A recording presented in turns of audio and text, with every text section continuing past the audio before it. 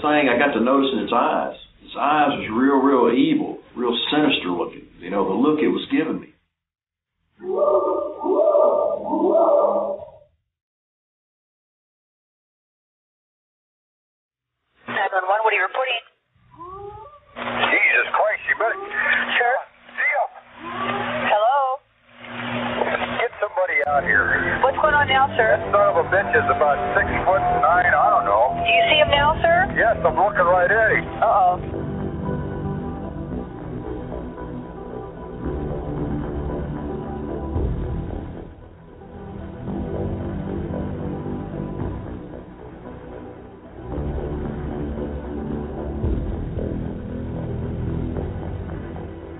Welcome to Bigfoot Hotspot Radio, Sasquatch Chronicles.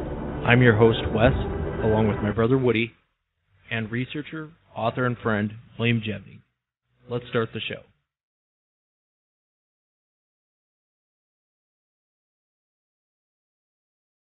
Did you guys see, I know Shannon and I were just talking about it, Will, did you see the human bait in the newspaper? I didn't see it in the newspaper, but I saw it online. Yeah. It's pretty hilarious. It says, human bait needed. Volunteer position for a Bigfoot research project this fall in Texas. Safety not guaranteed. Must have strong work ethic and some camping skills. Reward is fame. Yeah, but you might lose your life. Yeah. Fame until you're eaten. You know, people come up with some of the most foolish things in this business. It's no wonder nobody takes the subject seriously. Did you, I know we've been getting a lot of responses for the Spottsville Monster, the part 2. I have been in contact with Rosalie's son, and he's kind of in the process of moving at the moment, but we're going to have him on the show in the future to discuss part 2 of the Spottsville Monster, so everyone hold tight for that. Did you guys see I know we talked about it, did you guys see the Bigfoot watching train statue that was created by the creator of Rick Dyer's Hank prop, the fake Bigfoot? Yeah. Now we know for sure that this guy who created that says that he did create Hank. Yeah, his name's Chris Russell. He's a guy that did the creation of the Rick Dyer Hank prop. And, you know, it's like I was telling you guys, I don't know if this guy has a job or what, but he sure has time to... he sure has time to create Bigfoot statues and then put them up. I remember when I first saw the picture, probably about 2 weeks ago, might have even been 3 weeks ago. It reminded me of the Harry and the Hendersons Bigfoot. It kind of looked like that.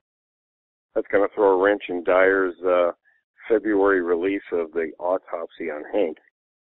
Yep, the big results are supposed to come out, right? That's what it says, yeah. Yeah, well, he's found Jesus. He's got other things going on right now. He doesn't fake Bigfoot suits anymore, any Bigfoot bodies. He's at church finding Jesus. Yeah, it's not that people don't believe in Bigfoot anymore. It's that people don't believe in Dyer anymore. Finally, hopefully. Let's hope Dyer doesn't host Jesus.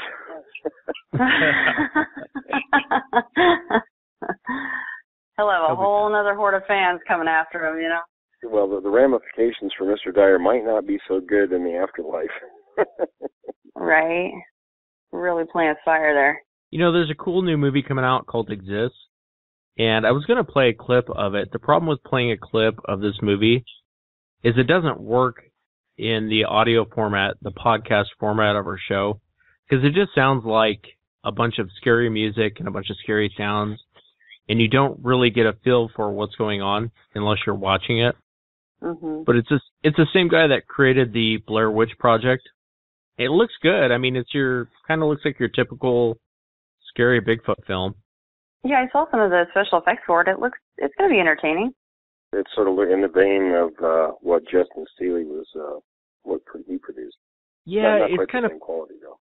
You know, it's funny. Instead of watching something like that, and I know we've talked about this on our behind the scenes, the video I posted up on our Facebook fan page.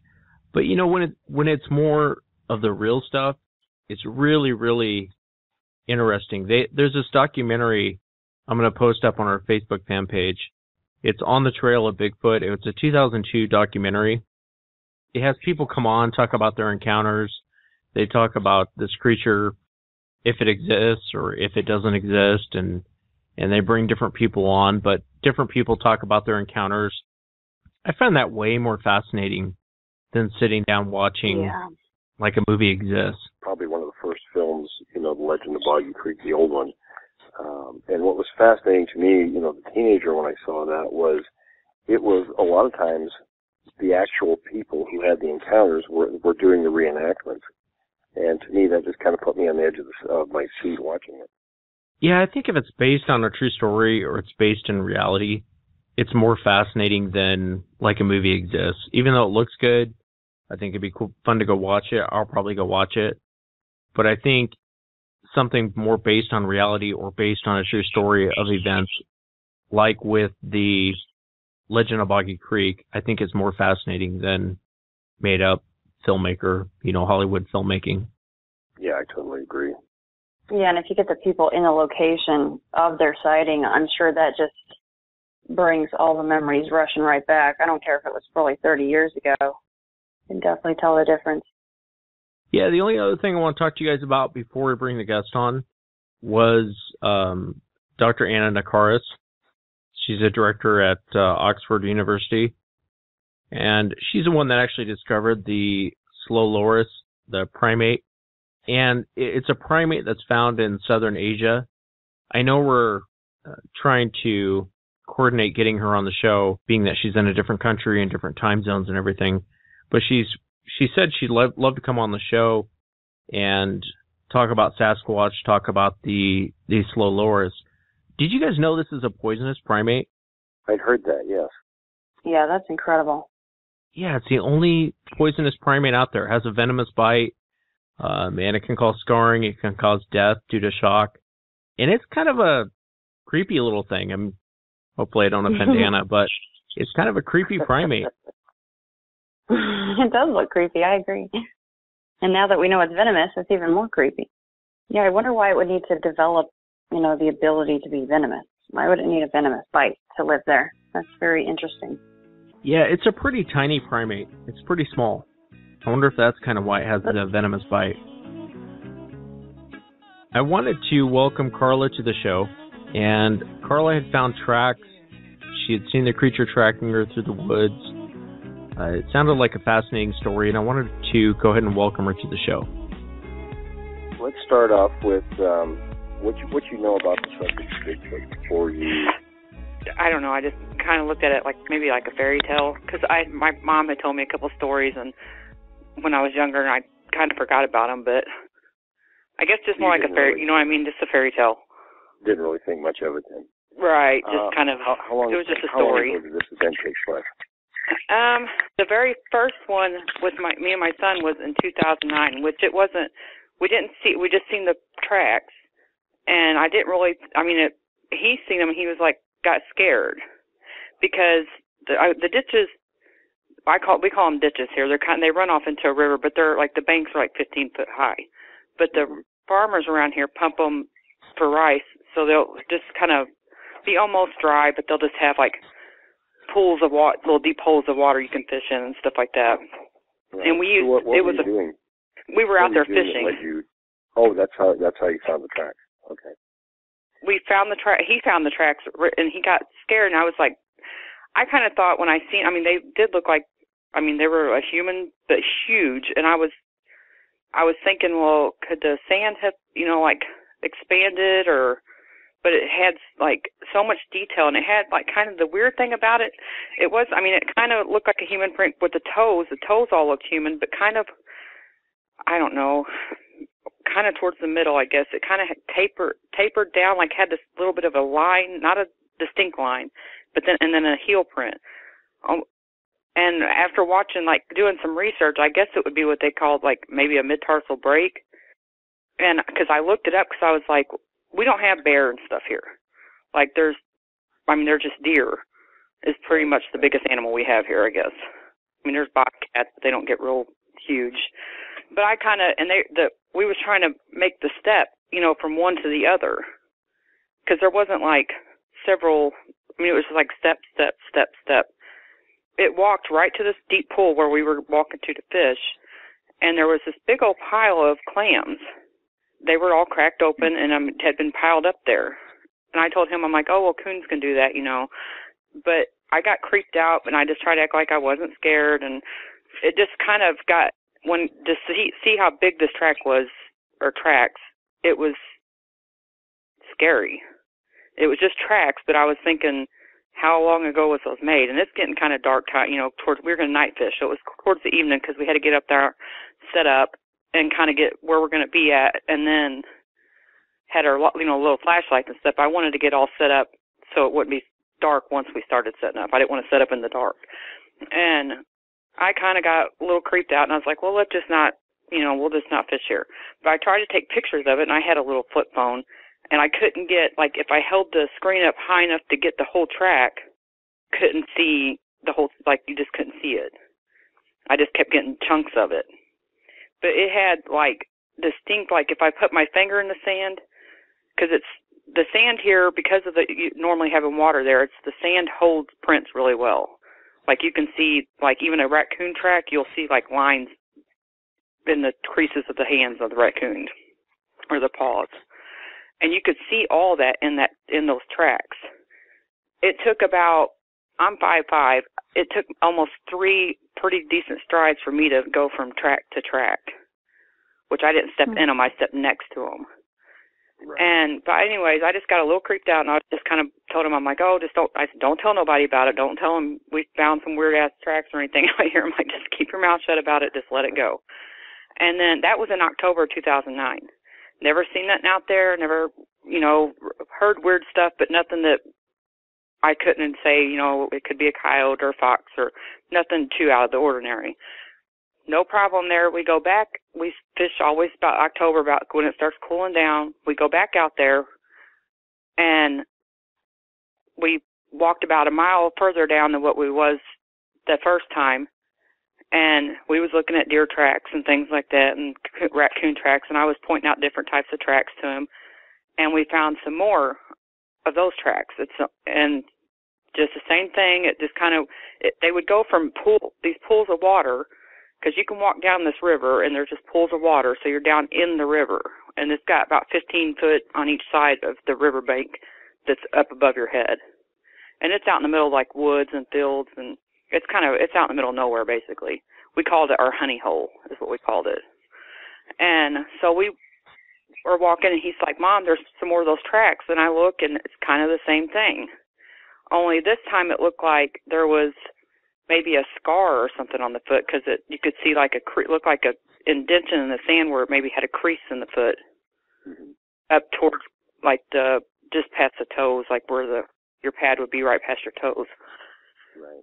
And only this time they kind of had a little bit of water, and like where it had sunk far enough down, because it was the spot we were walking to was even we would sink down and leave kind of pools of water and start seeping up, and the prints, our footprint standing there, like, wouldn't sink it would sink down, but not, like, really sink down. But these were pretty deep footprints.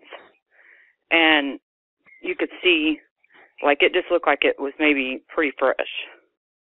And it was the same thing. It was bouncing from pool to pool of this water. And that's what all the animals pretty much do there. Like, you'll see around each pool of water, you'll see animal tracks where things come there to eat and drink, and it's easy to fish. I mean, an animal probably could reach down there and grab fish out, because it's everything, they call them mud cats. They kind of get trapped in those little pools of water, and they can't go anywhere. So that's why we fish there, because we don't fish there to eat. We don't eat them. We just throw them back in. So we just fish with those mud cats. He just likes to catch any kind of fish, really.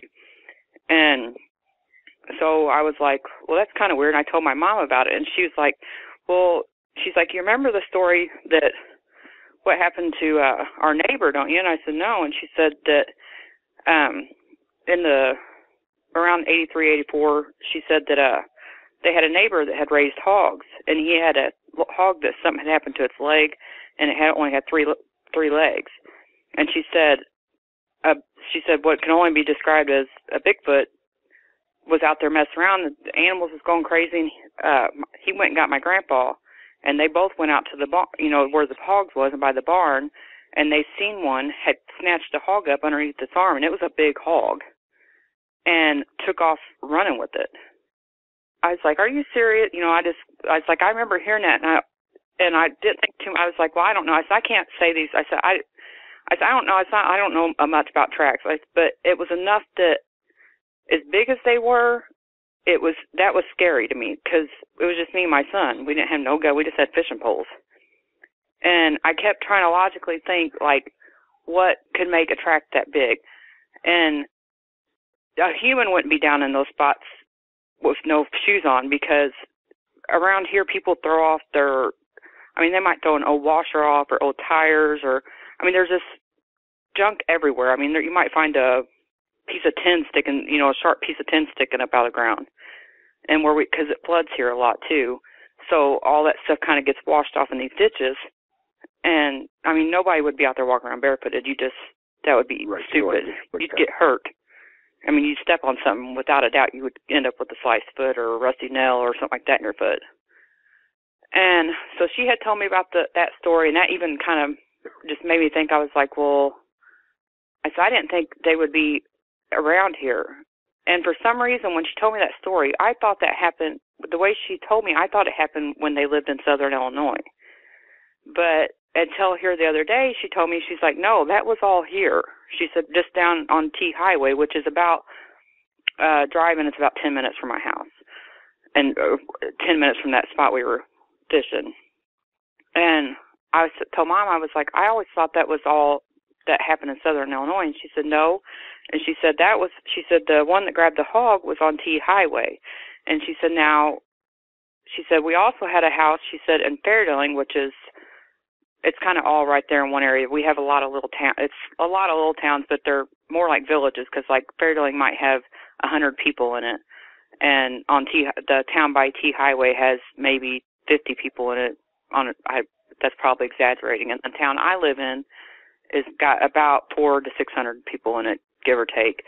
It's just all like little farm communities basically scattered out throughout here. And she said that a house they had rented there in Fairdealing, there was an old abandoned sawmill, and she said they would always hear really like loud screams and things like that out there. And she said it just scared them. And she said her brother and his family was at her house. They were down visiting from southern Illinois, and they were staying at the house, and she had left and went somewhere. And she said her brother had to grab his wife and kids up because there was one messing with them at that house. And she said the house was kind of in the middle of nowhere, and there's an old abandoned sawmill back there. And she said it scared, and my uncle, he's a big guy. Like, been in the military. He's a big guy. Like, I didn't think anything, I don't see how anything would scare him. He's just not the type of guy that gets scared. And he grabbed his wife and kids up and left. And she said that when he went to go get his brother, it had tore the house apart. It ripped the burners off the stoves, cabinets down. He actually went in the house. Yeah. She said it destroyed. She said all they had, because it was a old farmhouse, and they used it like a summer home. And she said they were trying to fix it up, and she said all they had on the front door was just like just an old, kind of had the wood frame and the screen over. This is like, in the 80s. It just had the screen on, kind of a big roll of screen stapled down to that door, and a little spring that kind of, it'd swing open and pop back. That's the only kind of door they had on the front of it, just to keep the mosquitoes out. It was almost like almost basically a tent, only made of wood, basically, the way she described it. She said it wasn't not really much of a house, but they just used it for kind of go out and camp there and wouldn't have to worry about the rain so much. And she said it tore the house up. Yeah, and he come back with him and his brother, or their brother. They're both big guys. So, well, when he went and got my Uncle Richard, he laughed at him. And he's like, you are out of your mind, and was just kind of making fun of him. And he's like, oh, I'll go with you, scaredy cat. And, was like, I'll go back there, and Big Brother go scare it off. And, he really just thought he was imagining it, or I don't know, maybe thought it was a coon. And he's like, it's probably a raccoon, and you just got all scared, and was really just making fun of him.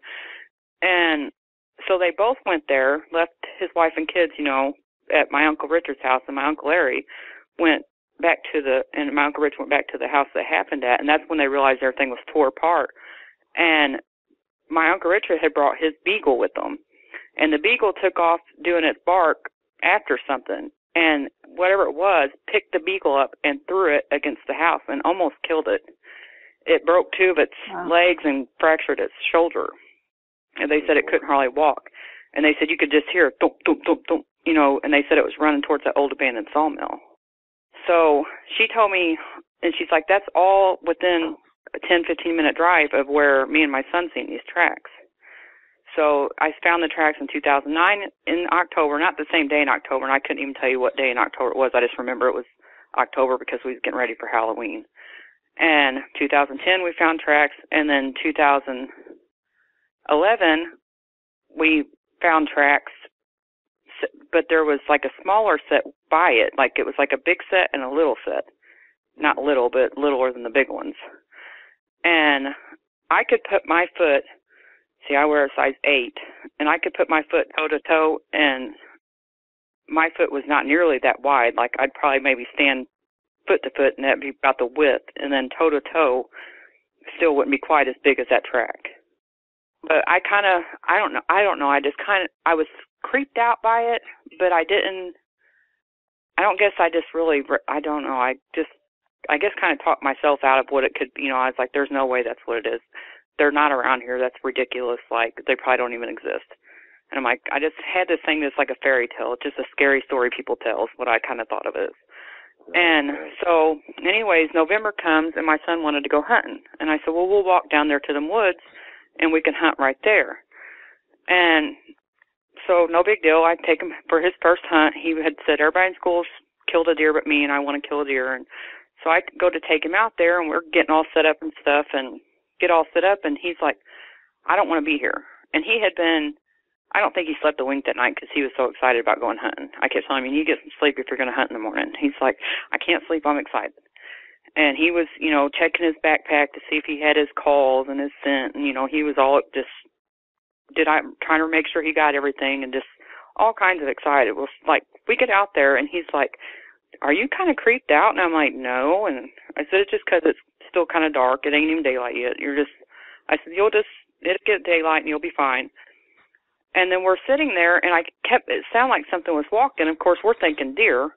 And I'm like, quietly telling him, now be quiet and just breathe and relax and don't just shoot, and I'm giving him all these pointers. I'm like, it's not close enough, but it sounds like it's coming this way. And he's getting kind of, excited and getting all ready, and, we're kind of looking around and trying to be quiet. And he kind of just put breathe in, and I thought he'd seen the deer. And I'm like, he has one in his sights. And I'm like, it's okay. I'm like, where's it at? And he's like, he had no color to him. And he wouldn't breathe. He wouldn't answer me. He just was froze, and I'm kind of like looking around, and I'm thinking he's got maybe some buck fever going on, and he's just seen a deer and froze. And I'm kind of nudging him, and he just don't say anything, and he just points. And I could just see this black outline. And I'm looking, and my brain's going, okay, what is that? It's a tree. Of course, I'd looked down there 100 times, but I thought, how come I didn't notice the shape of that tree? That looks weird. And I just kept looking, and I'm kind of getting a little nervous, and now I'm getting creeped out. And I'm looking, and I'm like, it's just standing really still. There's no movement. And I'm kind of getting nervous, and I'm getting, shaking, and I get the flashlight, and I'm an idiot. I don't know. I took a little, kind of like a little miniature LED mag light thing. It's not a great big one. It's not a spotlight. It's not much of a flashlight at all. I just pretty much enough we could walk out there is all I was thinking of taking, because I knew it was going to be getting daylight soon. So I didn't take no great big flashlight where I could see real great. And I'm trying to get the flashlight on, and I'm looking down there, and the flashlight won't quite make it to where it's at. And he's like, I want to go now. Let's go. I want to go now. And I'm like, we can't. I'm like, just calm down. And I'm like, what are you seeing? He's like, there's something big and black. And I'm like, where is it? And I'm like telling, like, show me where you're looking at. And I'm, kind of acting like I don't see it to make sure to see if we're seeing the same thing or what's going on. And he points right at where I was looking at. And I'm like, I said, what does it look like? And he said, it looks like a monster. And I said, Brian, there's no monsters. Just calm down. There's no monsters. And he's like, Mom, I want to go. Please take me home. And he's like, take the gun, shoot at it. And I'm like, Brian, I'm not shooting at it. I said, I can't even see what it is. I said, just calm down. I said, it's probably just a tree. I said, sometimes your brain makes you think you see stuff. I said, you'll just naturally see shapes and faces and things. I said, it's common. I said, just calm down. I said, you're getting all worked up over nothing. Well, I'm sitting here talking to him and kind of trying to calm him down and get my stuff together a little bit and figure out what to do. And I look again, and it looks like it's a little bit closer. I'm like, I said, just here, I'm telling him, like, well, look in the bag for a deer call. Let's make sure it's not a deer, He's like, Mom, it's not a deer. I want to go. And I'm like, trying to get him where he won't look down that way. I'm keep looking, and every time I would look, it would stop. It would just stand still as a tree. And then, like, if I kind of got preoccupied or started trying to get our stuff together, because at this point I'm ready to go. I'm trying to get his deer call and make sure the gun's not going to go off going down the tree stand because we're both shaking. He's scared. I'm scared. I'm trying not to act scared because I didn't want him to be more scared. And he's like, I'm talking to him, and I look, and it's a little bit closer. But then every time I would look that way, it would stop moving. And all I could see was, I wouldn't say a human shape because it was huge, and I'm like looking at the trees, and I'm trying to judge, because we'd scouted out the area, and I kind of picked out like kind of tree, I don't know, I'm bad with directions, but I'm good with landmarks. And like if I'm going through the woods, I kind of pick out, oh, that stump looks like this, or this looks like that. So I do better with like landmarks like that. So I'm trying to picture how big is that tree, the distance of it, and think about how far that would be. And he's, of course, completely panicking. And I'm thinking, that's something very tall. And I'm running through my mind trying to think, okay, could there be like a rogue bear here that's like, I don't know, like a grizzly or something? And I'm just steadily panicking. And I'm like, okay, Brian, we're leaving. Just calm down. And I asked him, I said, does it look like it's getting closer? And I said, don't freak out. I'm like, because it's not that close, but does it look like it's closer to you? And he's like, yes. And he's like, I think it's getting closer. Well, we could hear something to our left. I could hear something like twigs breaking. It didn't sound horribly, like real heavy. It just, you hear snap and then maybe a snap. And he's like, he said, whatever that is closer. And I'm like, well, that's definitely got to be a deer. That's definitely got to be a deer. And he said, Mom, if there's no deer, if whatever that is, there's not going to be a deer walking up to that thing. And I'm like, Brian, it's probably nothing. And so we get down, get all our stuff together. And as we're walking back, I kind of, I turn around and kind of glancing back, and I'm telling him, just walk to the car. Don't look. Just walk to the car. And the figure, I'm kind of keeping my eye on it the best I can, and it completely sidestepped up off because we walked down by the river. So it goes down the river bank, crosses the river ditch, up the other bank, and it's now on the other side, which is the opposite side of the river as us. And at that point, I pretty much was just like, I just told my son to run. We left. He had he worked for he mows yards and stuff for his money. Pretty much everything he bought for hunting, like we just left it there because I panicked. I didn't want to, I pretty much dropped everything but the gun, and we left everything there. And we don't go out there anymore at all. Like that, we went fishing there every summer, all the way up till it was really kind of getting too cold to fish. But we still would go. We've done this, like I said, since about 2009. So all the way up until 2010 or 2011 was the last. We don't go out there anymore since November 2011. Now we've drove out there on the highway where you can look down the river, but we don't go to those woods and we don't fish there no more. And now they've dug it, because we have flooding issues here, they dug that out deeper, so now it don't dry up. It's got water. Because my mom was like, well, why don't you try going back out there around October and just seeing if you see tracks again? But you can't, because it's, I mean, I guess you could maybe on each side of it, but not like walking down the river you could. Like the river bed, you can't walk down that no more. It's all dug out and water flows there all the time now. Do you know if anybody else in the towns there have talked about seeing anything around there?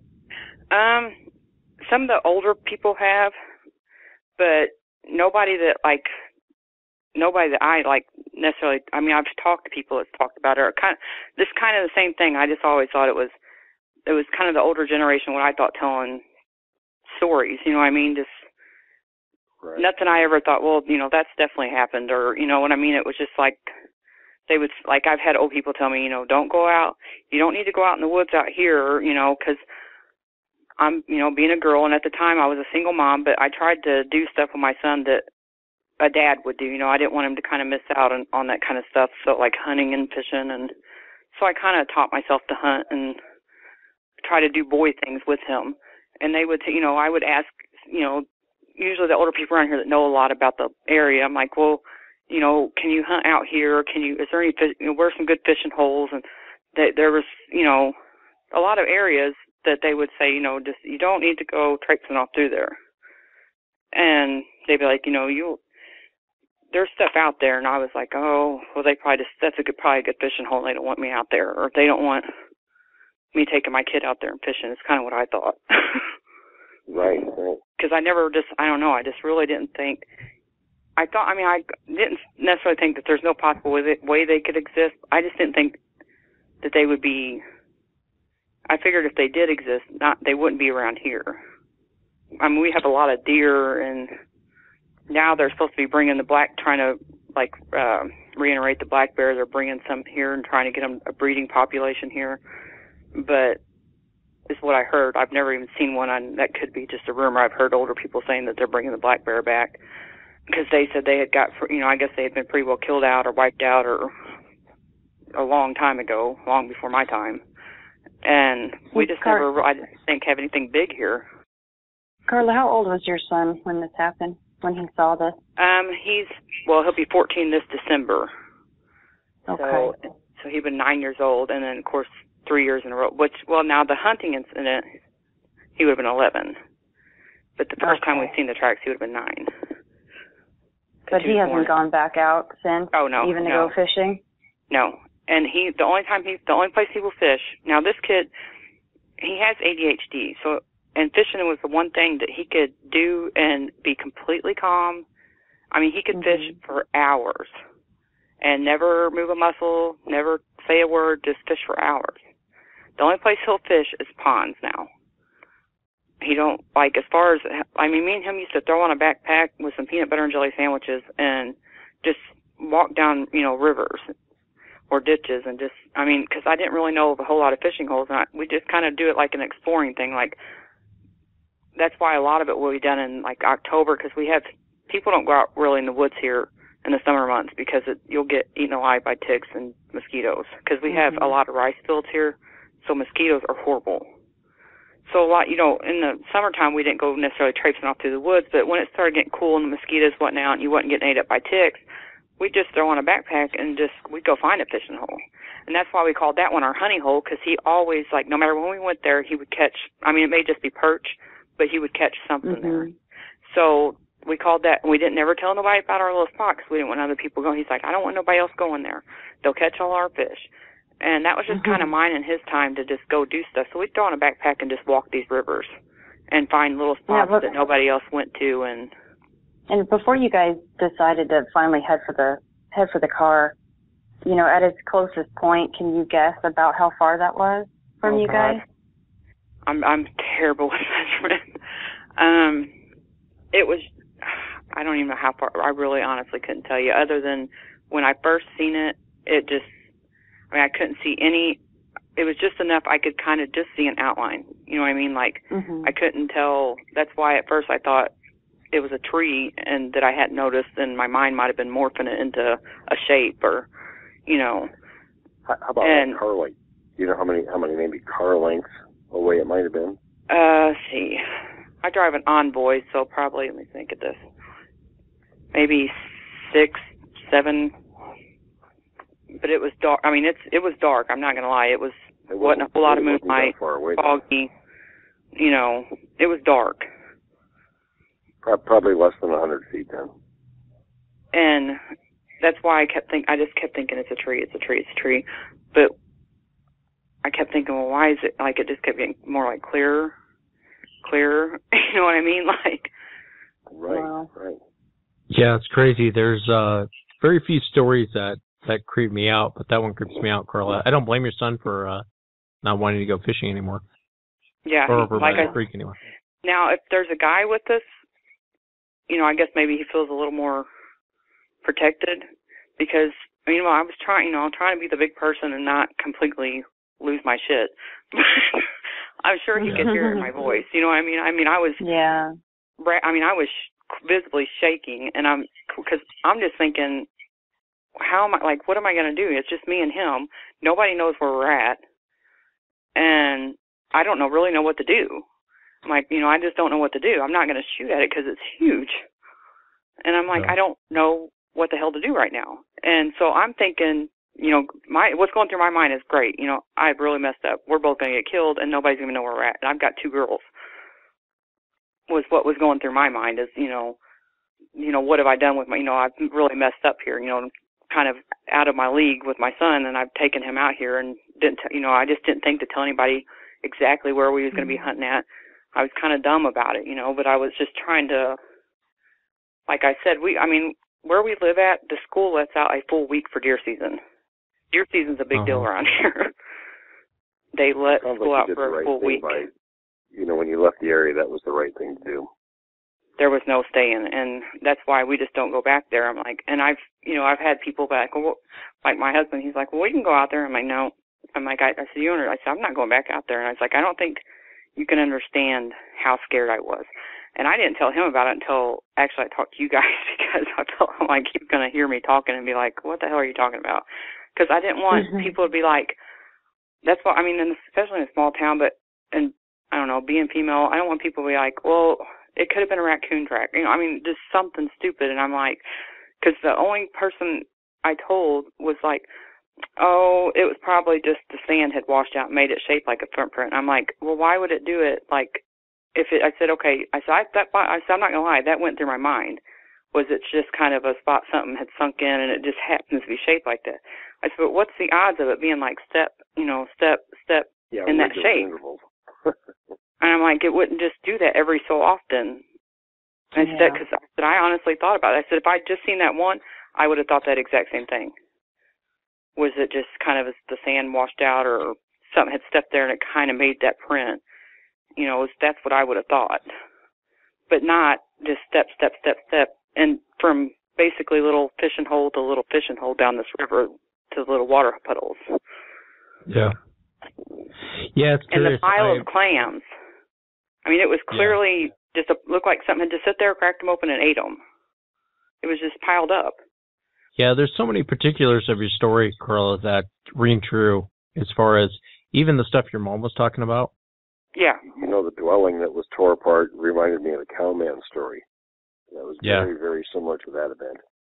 Well, that's what when I heard that story, because she hadn't told me until, like I said here recently, when I was talking to her about it, and I had heard it. I guess probably heard her telling somebody, or she may have even told me. And I was always thinking Southern Illinois, but my problem with that story was I just couldn't picture this thing going. You know, I'm like, really, like, no, it would not. If it's a wild animal, it's not going to walk in the house and tear the stove and the cabinets apart. And it just didn't. I don't know. I guess I just didn't really. I guess I hate to say I didn't believe it, but it just kind of seemed like just a story they might tell you to scare you, or, you know, I don't know, just an old story people told or something. But Carla, if your son came to you tomorrow and said that he was ready to go back out there, would you go out there with him? Probably not. I wouldn't let him go out there. Probably not. I don't. You know, I might with my husband, but he's well over 6 foot, and he's been in the Marines. And I would obviously put my life in his hands. I just don't even think that would, you know, I just don't think that. I still wouldn't feel safe. I don't blame you.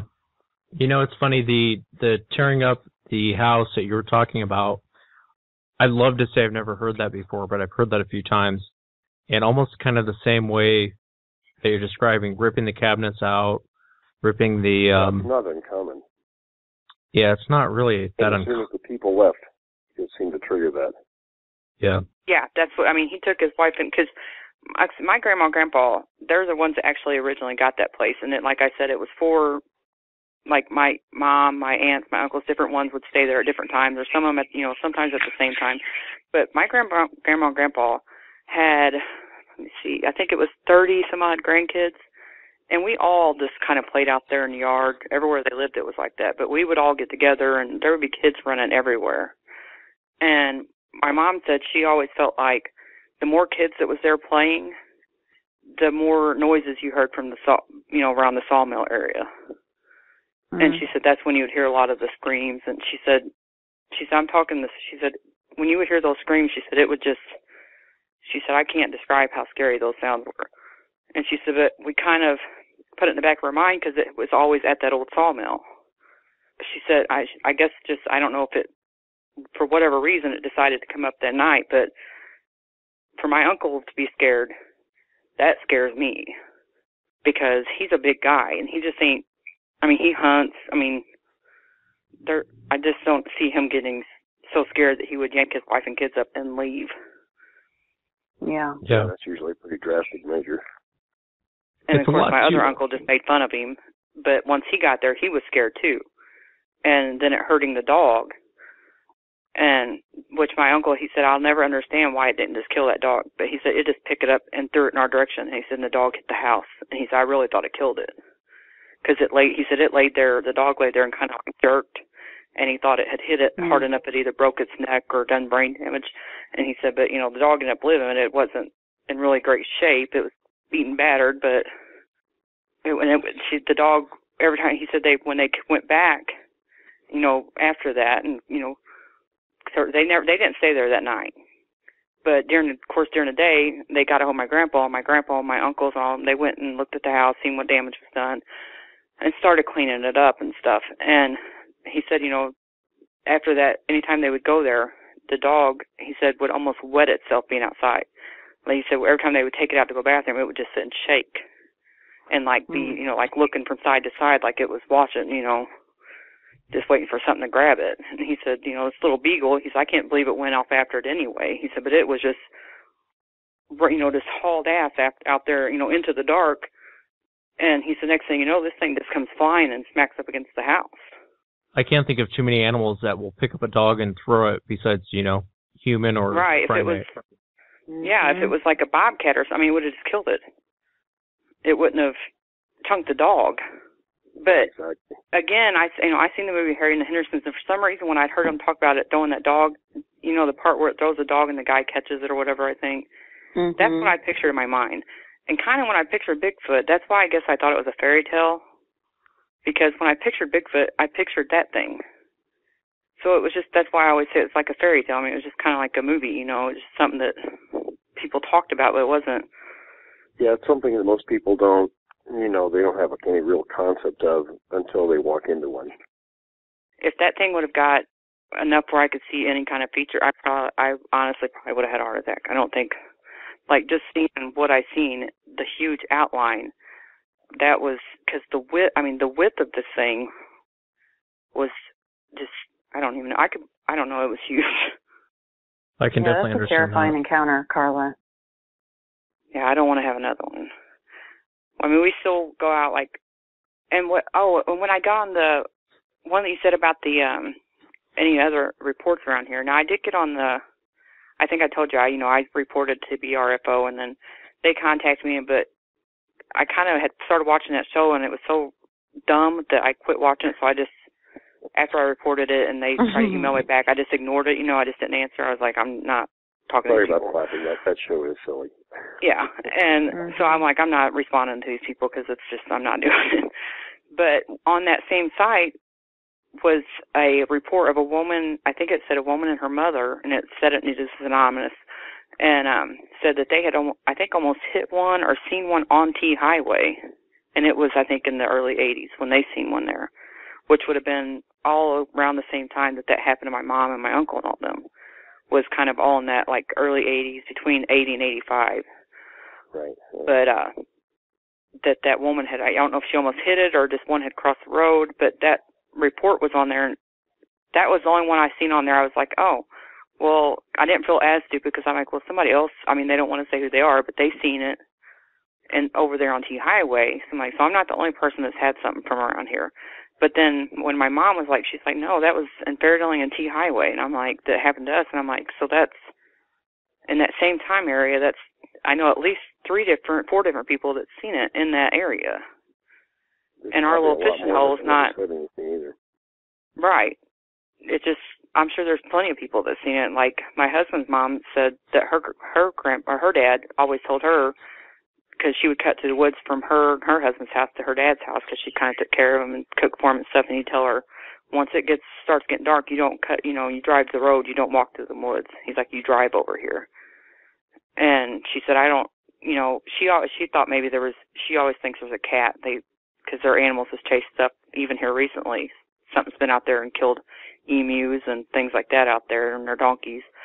And she's like, I don't know. She's like, I think there's a big cat or something out there, and there may be. But I always just kind of wondered. Of course, he's passed away now, but I always thought, well, maybe that's why he didn't want her walking out there, because maybe he had seen something. Because they live in the woods, like off in the middle of the woods. Yeah, it's very possible. And she said he never, really said why, but he'd just tell her, it's not safe. You don't walk through there. If it's even close to dark, you don't walk through there. You drive your car over here, but you don't walk through the woods. Yeah, that's crazy. You wonder what he's seen. Yeah. Yeah. That's what I told my husband. I said, I just wish he was still here so I could just ask him, if he had seen anything in the area, because he lived there for so long.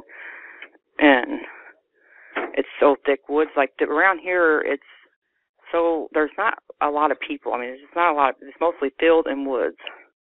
And there's spots that the woods are so, ridiculously thick that nobody goes out there, because you have to go through honeysuckles and briars and blackberries. We have a lot of wild blackberries around here. And it's just so thick you can't get through there. So there's a lot of places here that nobody goes just because it's not convenient.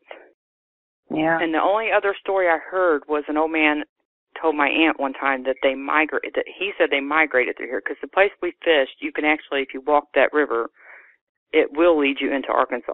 And he told her years ago that they migrated through Missouri and up into Arkansas, and I don't know where from there. But he said that people know that they pass through there. He said they don't stay here, but they do pass through. Well, we appreciate you coming on, Carla. We appreciate you sharing your encounter. I mean, I'm still soaking it all in. Yeah, that's like, I don't know if you can tell, but when I talk, my breath catches because my heart's like. Yeah. I don't blame you. Thank you so much for telling us, Carla. But now I'm like kind of, like I was telling my husband about it, and he's like, well, he's like, he loves being out in the woods and stuff, and he's like, I'm gonna start. He's like, just kind of going out and looking for stuff, and he's like, he said they can't be that common around here. He's like, so, and I was like, well, I don't know. It's like, I said, you might do that. I don't know. I'd be interested to see what's around that sawmill. That seems to be their focal point. Yeah, that's what my mom said. She said, like the, I don't know what kind of slabs or whatever they call them. She said, they were really tall. She said you couldn't see over them, and there was just piles of them. And the sawmill had just been abandoned. And, she didn't know why it was abandoned. They just called it the old abandoned sawmill. And there was just piles of slabs everywhere out there. And she said, Carla, now they how long has it been abandoned? I couldn't tell you that, because that's a secondhand story from my mom, and I don't really know how long it had been abandoned, but I just kind of thought, well, if they found those tracks and stuff out there, maybe that's, because that's kind of odd to leave. That's a lot of lumber to have all these piles of slabs laying out there, or wood or whatever that they had piled up, I guess, to haul off, and they just left it. Why sawmill it out if you're not going to take it? So I thought, well, maybe because something, was messing with them out there. and they just left it. Possible. I don't think there's anybody that really researches it in this area, and there's not a whole lot of people. I guess that may be why, but so I'm kind of interested. I'm scared, but then again, I'm kind of interested into trying to see if other people have stories. Just, I don't know, to kind of verify mine, I guess. And just because nobody researches around here, I'm like, I mean, if they're out here, nobody would even know it because nobody looks for it or knows, says anything about it. I'm like, I know nobody's looking for them around here. I said, I don't necessarily want to find one, but I would like to find tracks because if I would have, I don't know, I just think like I should have tried to find like some way to cast that because it was such a good print because around here it holds prints good because I guess it used to be, I've always heard it used to be swampland, but it's real sandy, and it's just like when you see a deer track, I mean, you can see a deer track. You can see all the details of a deer track, and same thing with anything that walks there. I can send you a casting guide that'll teach you how to do it. Okay. Yeah, that'd be great. And like I said, I think we're going to I kind of feel better because now it's not just me because before, like I said, I was a single mom and I was just panicked on kind of cussing myself like, well, you are way out of your league here. But, I mean, I don't want to run into one, but if with him with me, I wouldn't mind going out like just in the, I'd maybe go back. I would not go out to those woods. I wouldn't go that far, but I would go to the riverbank because, it's October now. So I'm like, well, maybe if I just went to the riverbanks, even though you can't walk down the river no more, maybe it would be still passing through, just not down in the river. It just have to be on the bank. But just to see if we see anything. Well, be careful when you're out there, Carla. Be careful when you're out there. I'm never going alone. Yeah. I mean, I don't think we have a gun big enough because we don't have like elephant guns or anything, but I would never go out there without a weapon, and I would never go alone. And I would just, my husband's especially trained in the Marines, so he knows how to track things and things like that. So like if I seen a footprint, I would probably be like, okay, yeah, I've seen it, and now I'm ready to go. Yeah. I just want to tell you that you handled that situation really well considering what was going on. So. Well, thank you. It was such an awesome encounter. I sure appreciate it. Well, thank you very much. And I guess that. And what part of the country are you in? I live in. It's called Naylor, Missouri. It's like I said, it's a really little town. Don't you mean Missouri? I said Missouri. Depends on where you're from. Yeah, I said Missouri one time, and a guy just gave it to me. He verbally gave me the beat down and told me it was Missouri. I guess everybody pronounces everything different. Yeah. Mm-hmm. I do the same thing when somebody says Illinois. I'm like, that is not how you say it, because I was born in Illinois. So I'm like, it's not noise. Like, that's not how that's pronounced. We get the same thing out here where people say Oregon. Yeah, like I've heard people say that. Yeah, or Washington. Oh, my goodness. Washington? Yeah. Now we all do talk. So we got that. So we say ain't, and we got all kinds of.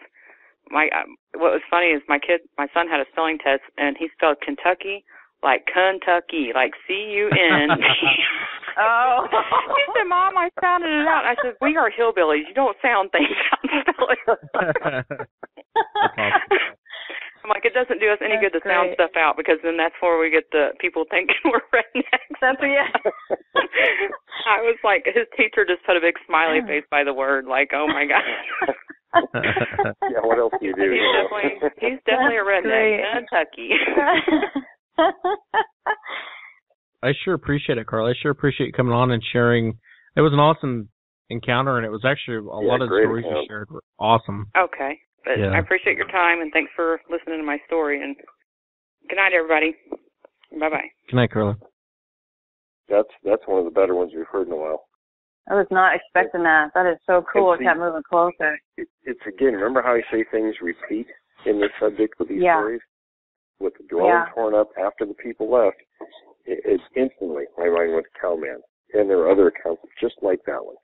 If people would just take 10 minutes to look at this, there's so many corroborating stories and facts. It's so over and over and over again. It's never, the sign of fakery is something that sticks way out in the middle of left field. Next on the show, I want to welcome Roger. And Roger had a few encounters where he came face to face with Sasquatch. And him and I were talking the other day. He sent me some tracks he had seen, he had taken photographs of. But I want to welcome Roger to the show. Hi, Roger. How are you this evening? Pretty good, Mr. Will. How you doing? Pretty good. I understand you know my buddy Lupe Mendoza. Yes, I do. Very well. Yeah, Lupe's a great guy. Tell us, I guess, so we can get this going. You've had several encounters, right? I've had 3 visual encounters, and I've had 2 sound encounters, or I don't even know how you would put that. Okay, well, let's go ahead and start with the first one. And tell us what you were doing leading up to the event. I guess, how long ago did that happen the first time? That happened back in, the first one happened around 83. Okay, we'll start there. And tell us what you were doing leading up to that encounter. Well, actually, it was me and 4 other people. I think around that time I was around 11 or 12, something like that. We were at my grandmother's house, 15, 20 miles from where I actually live at right now. Us kids, we were outside just playing and just doing whatever kids do, you know. My grandmother's house at the time was right across the street from a large field, pasture-like. And we were just chunking rocks, making noise, whatever. All of a sudden, we were looking across the field, and there was a bush, what looked like a bush, in the middle of that field. And we're like, there's no bushes in that field. We've never actually seen one. Not that we've ever really paid attention, but there was a bush, what we thought was a bush. All of a sudden, whatever it was got up and started walking. I'm like, that wasn't a bush. We all got scared, and we ran inside to my grandmother's house, and we told her there was hairy thing on the other side of the road in the field. And this actually happened in a town. Well, I'll go ahead and give you the name of the town. It's Orchard, Texas, and it's about, in that field, it's about 2 miles from the Brazos River. Because I've already understand it.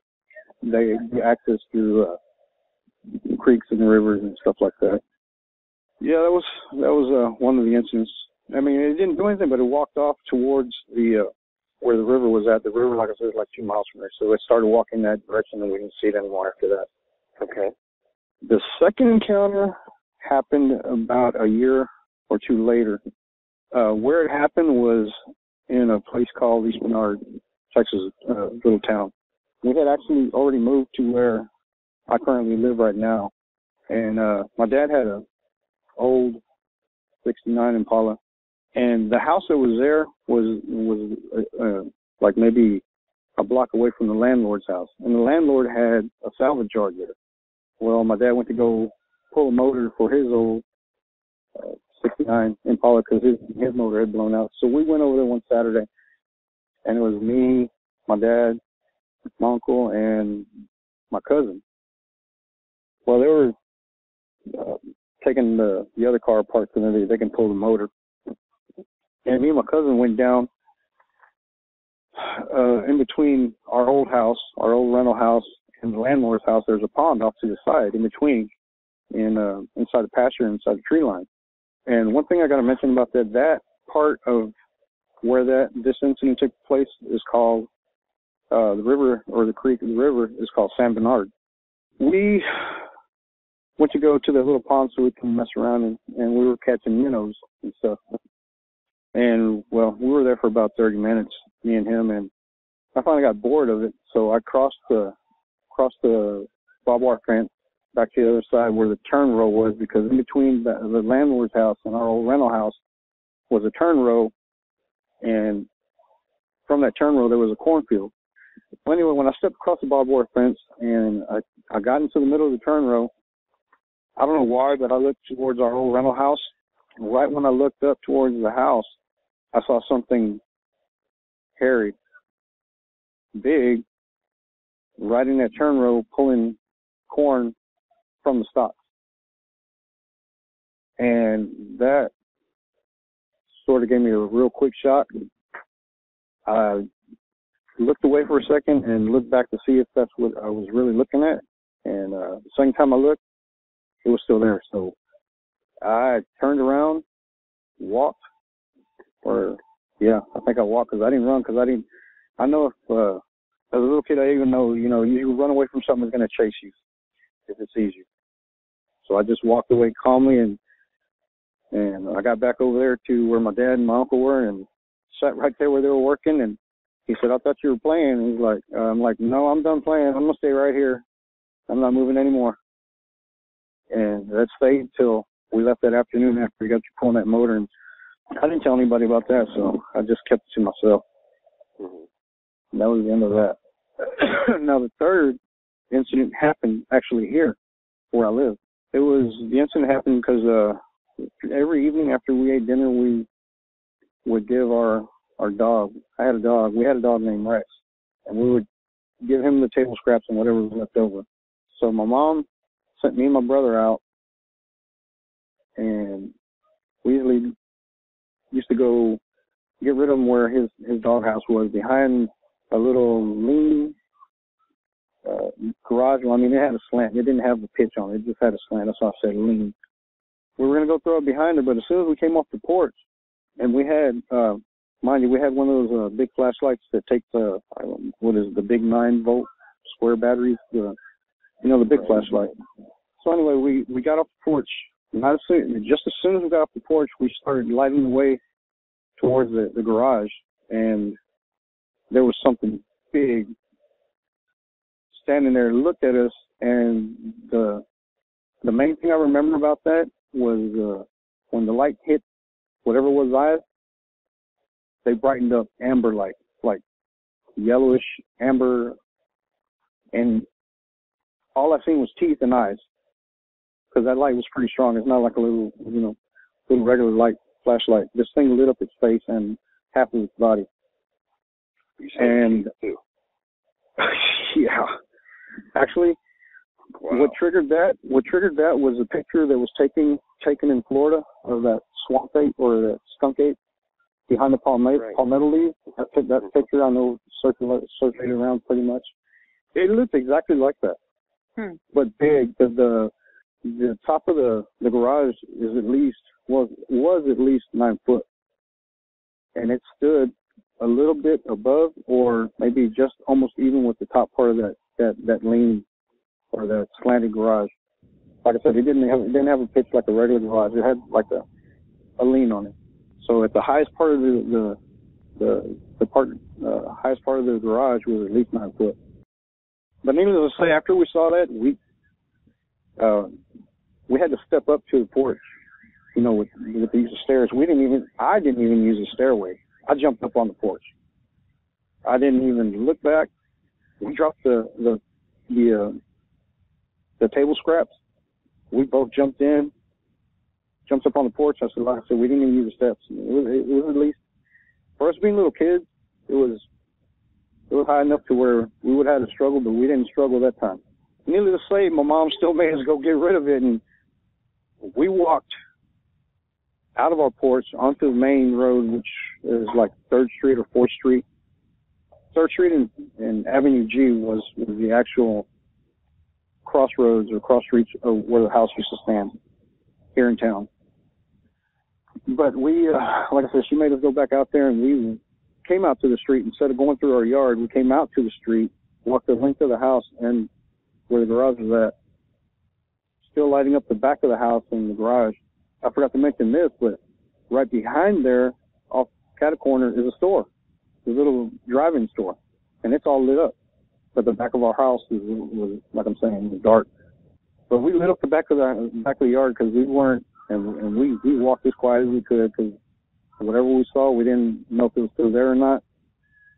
But was it just standing by the house? It was standing right at the edge of the garage, at the highest point, and right off to the side of the house. Jesus. The front part of the garage was about 10 feet from the street. And the weird thing about it is Rex was always ready, and he knew what time we were coming out because it was like clockwork that we would get rid of the table scraps. And we didn't see him anywhere. That's what I was going to ask, is where was the dog? He wasn't around. That was the weird part about it. And he usually waited at the end of the stairway, and he wasn't there, so we figured he was in the back of the garage. He was nowhere to be, and at that, the next day, the food wasn't even messed with. I mean, he was still alive. I'm not saying that something happened to him, but he just, like, disappeared, like, didn't want to, and like, he wasn't I said, messing with that guy. No. And for the listeners out there who haven't seen that skunk ape picture that you're talking about, Roger, it kind of looks like an orangutan on steroids is kind of what the picture looks like. Actually, you know what? Another thing that I was like kind of trying to refer to, I don't know if you've ever watched that movie, War of the Gargantuas. It had that same kind of build, only thicker and hairy, matted, or something like that. Especially with the way the teeth looked. I mean, they kind of had that look to it too. But I mean, it's like you said, the orangutan skunk ape picture. The two sound ones happened along that same river bottom. It was me, my cousin, and my brother were at the same river bottom part, but in another town, about 5 miles from Orchard, from the first sighting that I had. You know, we were kids, we're messing around down in the river bottom. The river was dry, and we went walking down in the river bottom, or the river, the sandy part of the bottom, because they had dried out. And we're just exploring like kids do.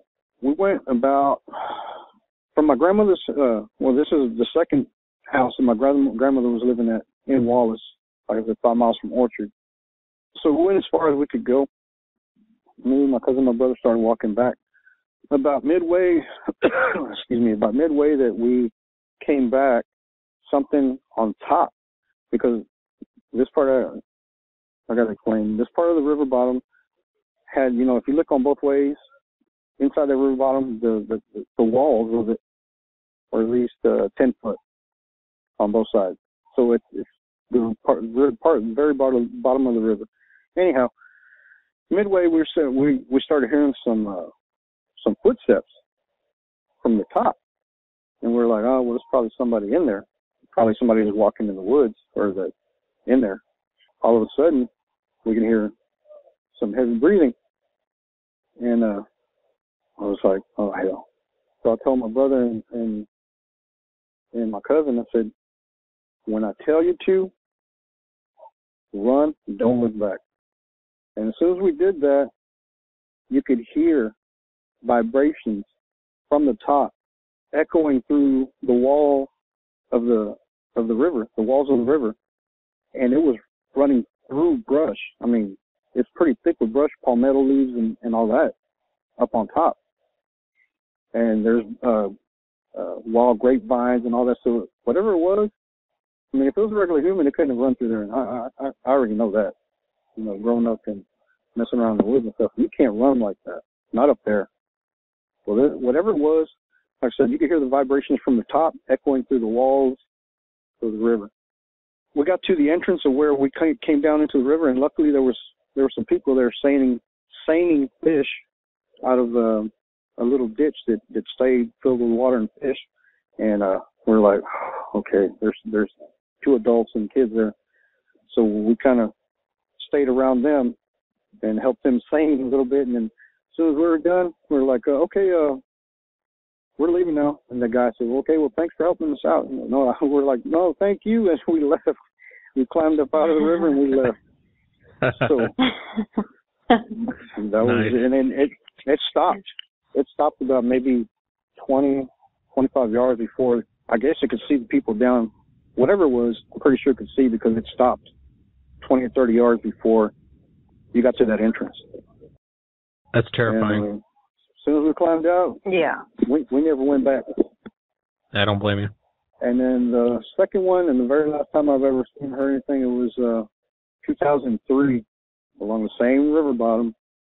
I was about 28, 29. I had already gotten together with my wife.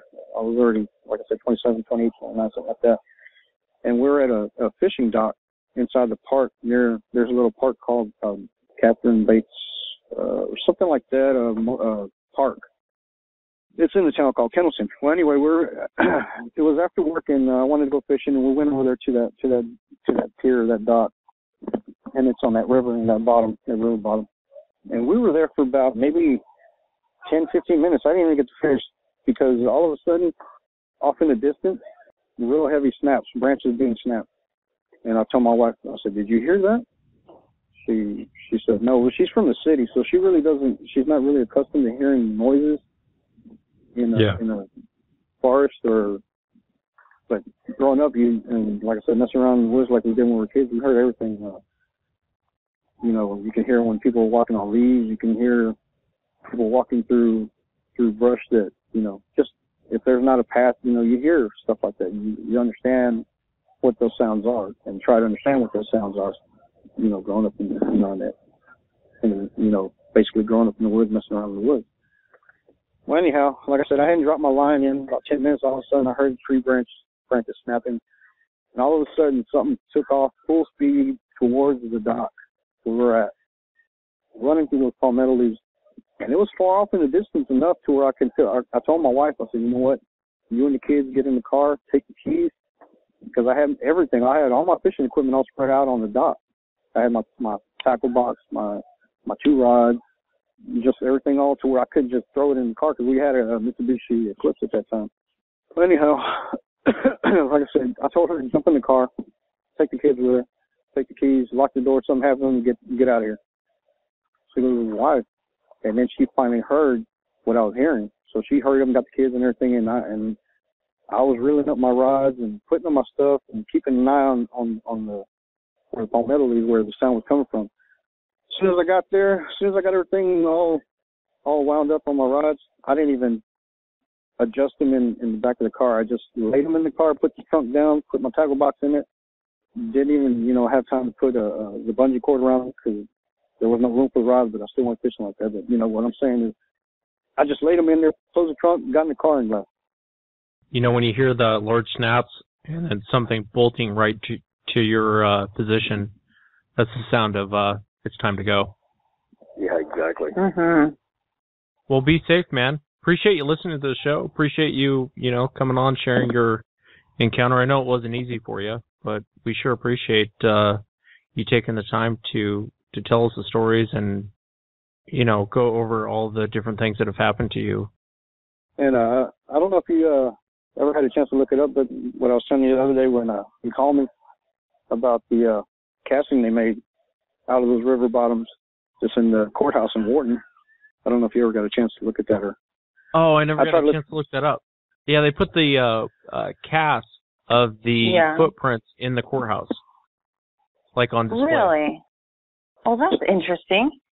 Yeah, that casting was taken out of the, from what I read, it was taken out of those river bottoms by a crew back in the early 70s. And I didn't know anything about it, too. I was looking up stories, and there's actually a lot of stories from that area, too, which is about 20 miles from the river bottom.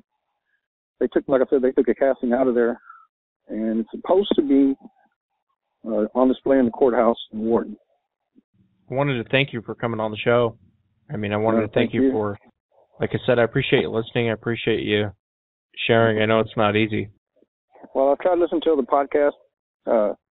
Actually, I just started listening to podcasts about a week or two ago, and all the other ones I found, all the other ones I've tried to listen to, they don't have the same information or that y'all do. The way y'all handle the interviews and stuff like that, that's why I actually messaged that one day that I had seen, heard when I first started trying to contact y'all. And that's mainly the reason why. I haven't contacted or tried to talk to anybody else. I think about 8 years ago, I tried contacting the BFRO through their messages or whatever, tell your story type thing, and they never got back to me, so I never bothered with them anymore.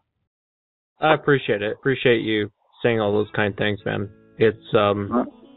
It's fun to hear people's stories, It's fun to hear what happened to other people, and I think it allows people to want to come out and share, hey, this. And it's funny, a lot of the stories, they all kind of have the same common thread, it's the same type of behavior.